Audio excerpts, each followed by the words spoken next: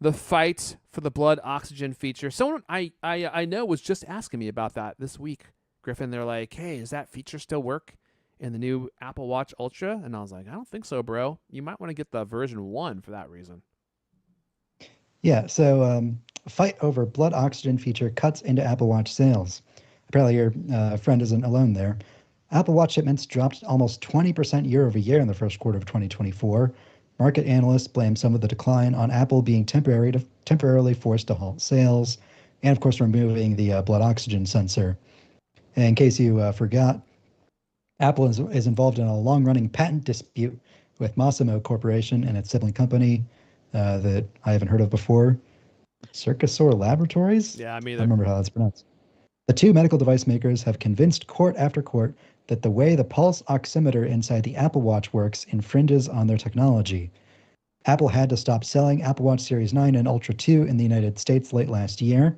There were several subsequent starts and stops. I think one of them was like conveniently just after the Christmas weekend, which played well in Apple's favor. But when sales resumed for good in January 18, Apple had been forced to disable blood oxygen monitoring software in the new units. They still ship with all of the same hardware in there, but it's just turned off in software.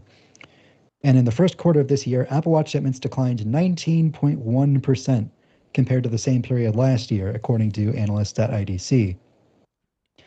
This is kind of interesting because we are just a few months away from the next hardware version of the Apple Watch shipping in September, which begs the question, like, are they going to, is the Apple Watch Series 10 and Ultra 3, are they going to like still have blood oxygen hardware in them, but just like the software disabled?